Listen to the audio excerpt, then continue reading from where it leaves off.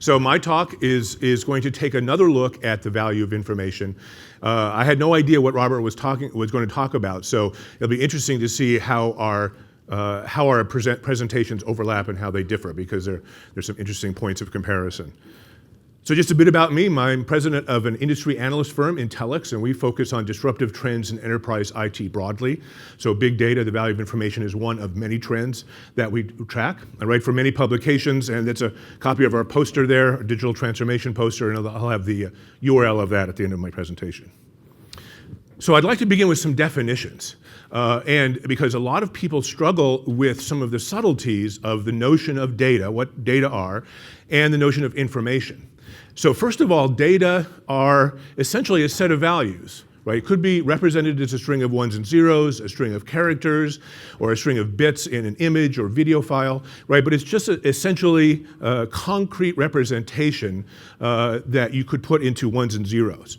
So data are actually a plural noun. And Robert, I give you credit for using data as a plural noun. It's very rare. Very commonly, we think of data as a singular. Big data is. That is actually incorrect, but now becoming correct because everybody uses it that way.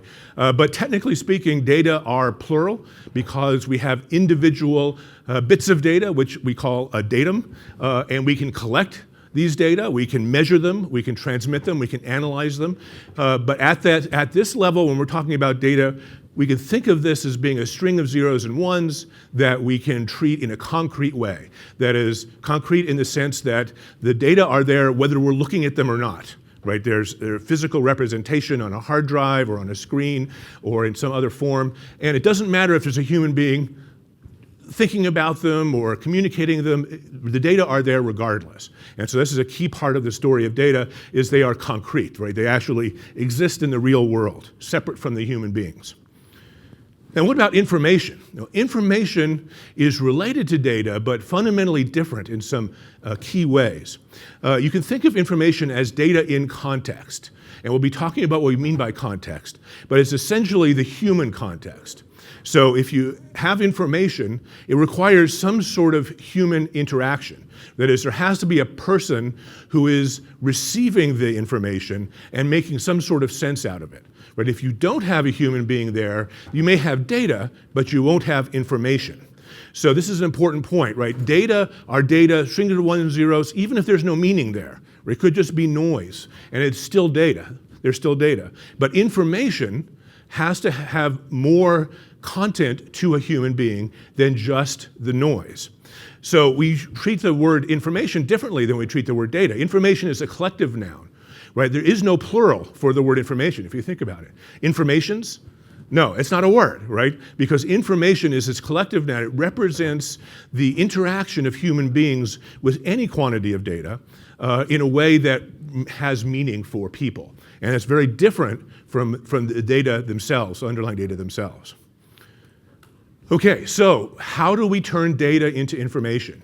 Right, it has to be information to have value to humans, right? So if we have raw data, we just have a string of ones and zeros, well, we need to do something to it, or to those data, in order to get value from it. So you can think of the process of turning data into information like mining for gold, right? You have a bunch of gold ore, right? Very little gold in it, a whole lot of dirt. And you could think of that big pile of ore as having the same value as the gold inside of it. But of course, you also have the cost of extracting the gold, right? So you take the value of the ore minus the value or the cost of extracting the gold from the ore, and then the result would be the value of the gold, right? Same thing with information, right? You can take all of these data and you think about what you need to do to extract useful information from it and how much that would cost, and you end up with some representation of the value of the information. But there's a lot more to it than that. So that's what we'll essentially be talking about today. So you have to separate the dross, the part of the ore that is not gold, and you could call that noise, right? Noise is a word that we use to represent data that have no information, right? But it's still data. It's just useless data that we need to separate from the valuable data in order to have information that we can use and get value from. Okay, so here's an exercise for you. Separating information from noise. When I push this button, I will give you tomorrow's lottery numbers. And guaranteed, I will give you the correct numbers. And once you see the next slide, you will agree with me that I've given each of you tomorrow's lottery numbers. Now, this would be very valuable information, right? I mean, if the lottery is $100 million, it's $100 million worth of information. Well, is it? Here we are. Let's see. There we go. Take that card, check every box. I checked the winning numbers, right? Yeah, of course. I checked all the numbers, including the winning numbers, but I just gave you data with no information. I didn't give you any information that you didn't already have, and you are no more likely to win the lottery than you were before you got this lottery card. Right, so this is an important point, right? The data are there, but because I have no way to extract it, there is no value. Now, this is obviously an extreme case. You know, lottery cards are sort of black and white in terms of the value of the data, right? If you have the right winning number, you can precisely calculate how much it's worth. If you have meaningless information, it has no value to you. So this is an important point, and this applies to any information you're likely to process, right? Even if it's not black and white. You'll have certain data. Some of it will be valuable information, some of it will be noise. If you can't tell the difference, then it's useless to you. You have to be able to tell the difference, know what the noise is, be able to separate that out in order to leave you with the signal, the valuable information. If you can't do that, it doesn't matter that the data are potentially valuable, right? Just like the lottery card with all the boxes checked. It doesn't matter that the correct numbers have been checked. It's completely useless to you. Okay, so here's another thought exercise about redundant data. So information about this bowling ball. The ball is green, right? If you hadn't seen the bowling ball and I told you it was green, that is information, right? You didn't have that information before. Now you see the ball, you say, okay, it's green, something I didn't know before. And that's information, right? Not just the data about the ball, but information, something that I'm communicating to you and information you didn't have before. Now I'm going to give you some more information. This ball is green. Well, it's the same information you had before. So the second sentence provides no information because you already had the information. So this is an extreme example as well about redundant information, right? If you have information already and you get the same information, if you get the same data, it doesn't give you any information. So now this is an important point here because the information itself looks the same, right? The first sentence and the second sentence look the same. The first sentence had information, the second one did not. But what is the difference? The difference is the human doing the perceiving, not the information itself. So this is an important point, right? You could have two different parts, information for different people have different value for different people that is not dependent on the information, is dependent upon the people, right? And redundant information is the most obvious example of this, where you have information that is useless to you because you already had it. But there are other examples where the context of the human being is a major factor in the value of the information itself. Okay, so you already had the information, doesn't provide any value. So how do we quantify the value of information? Well, now we're getting into some tricky areas because there's a lot of different approaches, right? One approach was that, mining gold, right? How much does it cost to extract the information from the data or generate the information to begin with, or aggregate the information if I want to sell aggregated information? Robert mentioned aggregation. Well, there's some sort of cost it takes for me to produce that information or gather it or aggregate it, and you could somehow come up with a metric based upon cost. I'm going to take my costs, I'm going to mark it up by whatever my margin is, and that's going to establish the value of the information. Well, that may work in some situations, but that's not the only story. Right? There's also a notion of scarcity, that the value of information derives from the fact that other people do not have it. That you have information, other people do not. That's what gives your information value. So trade secrets, obvious example. Of course, insider trading information is an example as well, but there are many other examples that the reason the information is valuable is because other people do not have it. So there's this notion of scarcity that provides value to information. Now you could think of gold being similar, right? You have a precious asset, and because it is rare and precious, people who have it can assign value to it because other people want it and do not have it. But the metaphor between gold and information starts to break down quickly because it's not just about scarcity, right? So sometimes then the value of information works the opposite way. So instead of fewer people having it, making it more valuable, sometimes the more people have it, the more valuable it is. So just the opposite. So an example of this would be influencer social media content. Right, if I'm an influencer on Instagram and I put up a picture of myself wearing some product and one person sees it, the manufacturer of the product isn't going to care. I'm not really an influencer at all.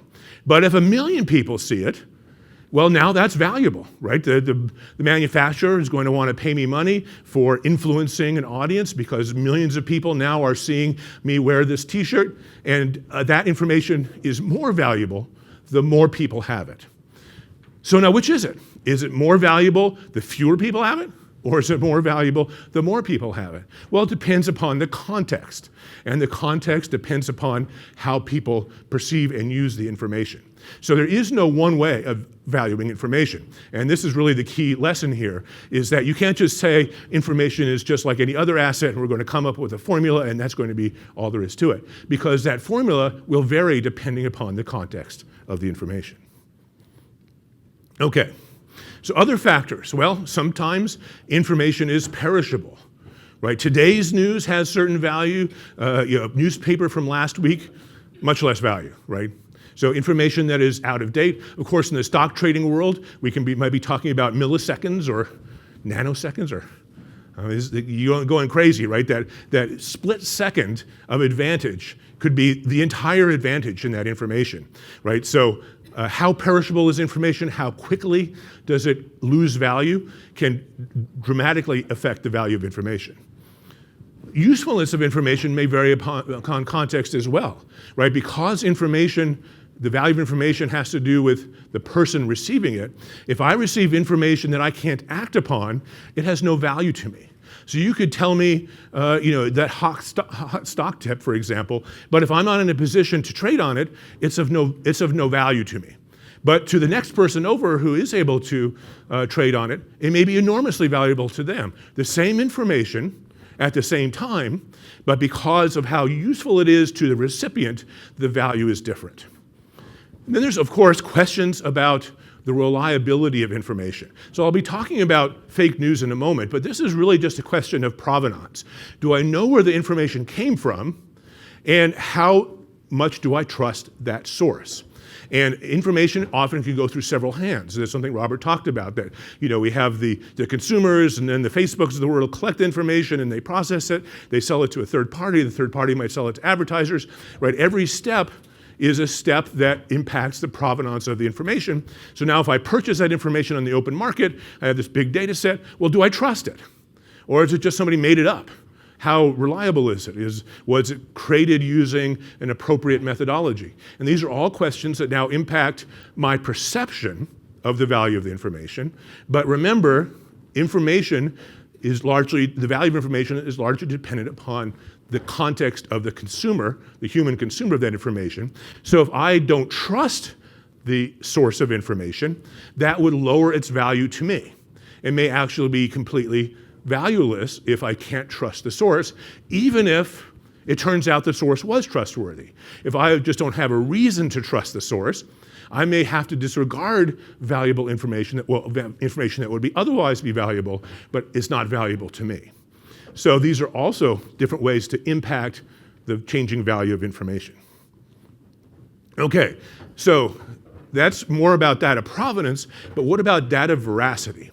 Now this word veracity, right, means truthfulness, and in the big data world, there's one of the early thinkers was talking about the 3 V's, velocity, value, veracity, and then there were a bunch of other V's added. Well, veracity was one of those 3 V's, right? How accurate are the information? That is, does the information accurately represent the real world, right? Is information about something in the real world, well, is it accurate? And obviously you could have information that is inaccurate, either because it's just incorrect, right? Somebody made a mistake somewhere, or there's an error in the methodology of collection or some other problem, or it could be biased, and bias is a huge issue today, right? Where bias can be unintentional, but the information may nevertheless be biased and thus give you biased results. And of course, there could be intentional deception, the fake news problem, where intentional deception is now a huge part of the world that Robert was talking about. The data that Facebook and Google and these guys collect, a lot of times, whether it's the Russians or somebody else, are impacting the nature of that information, and they're intentionally introducing false information in order to deceive an audience. So that's a huge problem today. And as a result, incorrect information may be a liability. So liability, of course, a lot of financial-minded people in the room, is essentially negative value, right? It goes into the opposite column. It's not an asset, it's a liability, so it's a negative valued asset. And so here we have information that could actually have negative value. It's a liability to you, simply because it is incorrect, and perhaps there is some sort of third party who is intentionally trying to deceive you. So now here's an interesting question. Who benefits from fake news? Or if I receive some fake information, intentionally deceptive information, and I'm not aware that it is fake, it may be a liability for me. I make bad decisions based upon that information. But who's actually benefiting?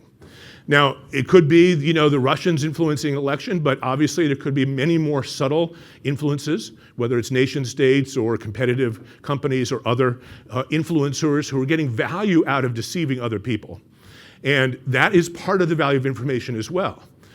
So if somebody is trying to deceive you in order to, say, cause you to make a bad trading decision, well, that could be direct benefit to them, because they now sold something that it didn't have value because they tricked you into buying it, that kind of thing. So there's value to the deceiver, which is also part of the value of information that factors into the economics of information now. And this is a huge part of the fake news problem, that it's not just, oh, there's fake news, let's watch out for it, but there are people who are actively trying to deceive, and they're getting value from that deception. Okay. So I mentioned information is a liability, right? And this could be for a number of reasons, right? It could be because of privacy requirements, something that Robert touched upon, and I'm sure will be in the conversations for the rest of the day. So when we have privacy requirements, typically around personally identifiable information, well, now it's the responsibility of the business who holds that information to keep it private, right? And it's often by regulation. Well, there is a liability there, right? There's a cost to keeping information secret, right? If the information is exposed, there could be unlimited liability. It could be fines, could be reputational liability, could be other, could be results of lawsuits. There's really no limit to the liability of exposure to an organization who inadvertently exposes confidential information. And then insider information, obviously there are risks to the people who have that information because of the risks of exposing it in illegal and improper ways, and then acting on the information in illegal and improper ways as well. So there's a number of different factors here that essentially provide negative value to information because it creates a liability on the books, as opposed to saying, well, it's either worth something or maybe it's not worth something. Well, now it actually has a negative value, and that's a very important factor in your calculations of the value of the information that you deal with every day as well. Okay. Now, some interesting things. So I was very fascinated when Robert talked about targeting, and what fascinated me is that this is where he referred to a bit of older data, because he was comparing targeted advertising information to non-targeted, and he was complaining because everybody's targeting today, right? There is no untargeted advertising anymore. That's all gone by the wayside. But there's a problem with targeted advertising, especially in the notion of retargeting. So retargeting, you know what retargeting is? It's where you go to one website, or you do some kind of Google search or whatever it is, and then you go to a completely different website, and ads pop up that are relevant to something you did earlier, right? So we've all been there, we've all seen that, and this is the sort of targeting, or it's part of the targeting that Robert was talking about. Well, this can be dangerous, this can backfire. So you might think, well, this is great for an advertiser. I have, based upon the information about this particular person's behaviors online, I now have a better sense as to what they might be likely to buy or what kind of ads they might take action on. So I'm going to feed them those ads because they will be more successful as ads, right? They're more likely to generate the buying behavior that I'm looking for. But you can easily go overboard. And there's a great story of this, and this is a story from a few years ago with Target. So there's the Target basket. And they were getting so good at this retargeting that they sent this teenage girl coupons for formula and diapers because their algorithm determined she was likely to be pregnant based upon her surfing behaviors and buying behaviors and other behaviors. Needless to say, her father was rather upset because he had no idea she even had a boyfriend, let alone she was pregnant, right? So it could easily backfire. So this was really, this really challenged Target. It's like, how do we deal with this? Where we have all this information about our consumers, we want to feed ads that are relevant, that consumers actually appreciate because we're giving them coupons for things they actually want and all this other stuff, right? So it's not just one-sided, right? The idea is that you're not only achieving better buying behavior, which benefits the retailer, you're also achieving a better end-user experience. So it's like, this is a great thing, but we have to avoid what we call the creepiness factor, right? That the retailer in this case knows so much about a consumer that when that quantity of information becomes revealed to the consumer, it comes across as being sort of a big brother thing, right? That creepiness. It's like, it's really creepy that Target knows that a teenager is pregnant before her father does, right? It's like, who knows what else they know, right? How did Target address this problem? The answer, bananas. Believe it or not, bananas. Why bananas? Because bananas are safe. Everybody eats bananas, right? There's no particular demographic correlation to bananas. Everybody in the world likes bananas. So they mixed in banana coupons with all of their targeted coupons, and it made it less obvious that they were targeting based upon the information they had on their on consumers, because the bananas sort of threw people off.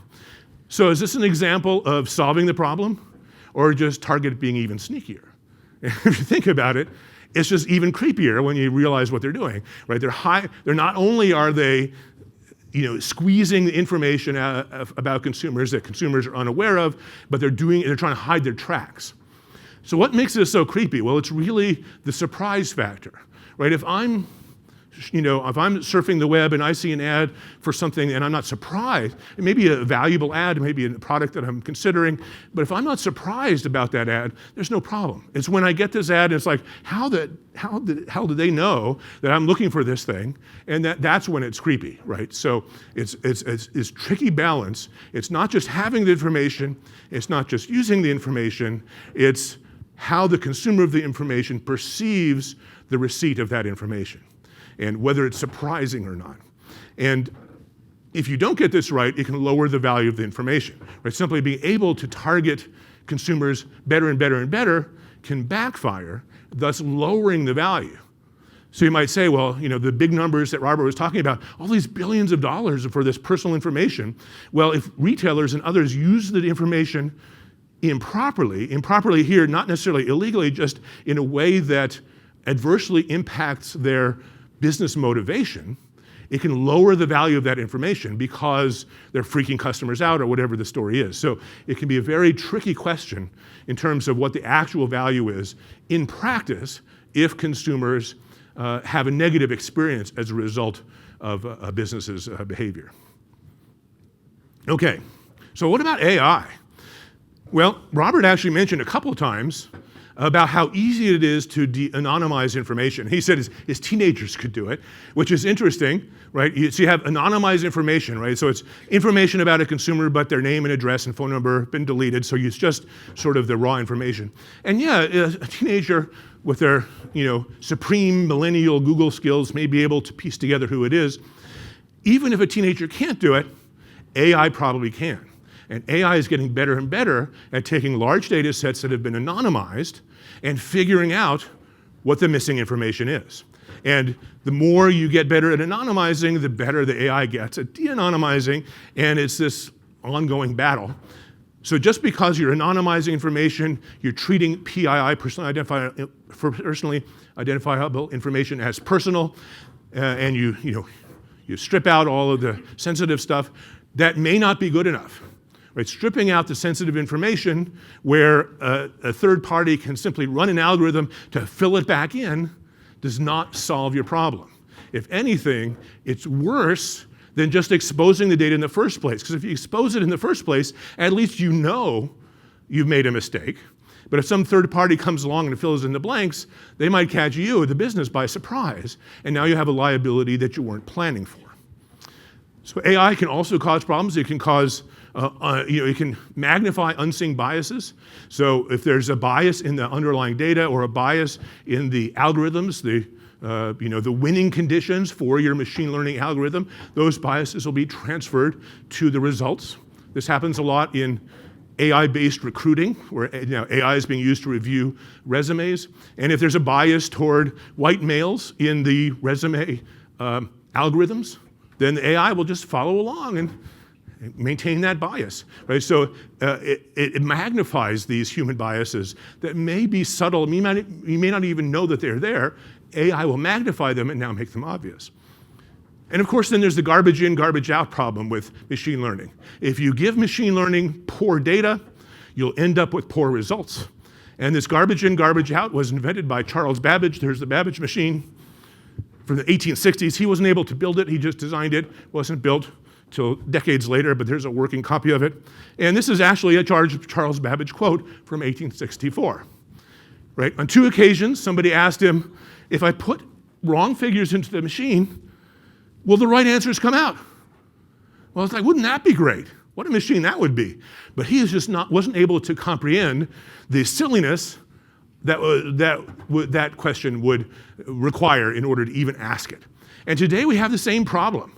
Here is 1864, here it is, 160 years later, whatever it is, and we still have the same problem, right? We expect to put all sorts of crappy data into our AI and somehow miraculously get good results anyway. It doesn't work like that. But AI will trick you into thinking that it might, right? There's some sort of magic to the AI. It will pull out valuable information from not just noise, but incorrect or biased information. It doesn't work that way. Biased information in, biased results out. So accounting for information, right? Can we put information on our balance sheet? Well, I mean, Robert was talking about these enormous billions of dollars for Facebook and Google. Do we put those numbers on our balance sheet? Well, we don't today, right? Accounting practices don't require us to quantify information as an intangible asset. Well, that is currently for discussion.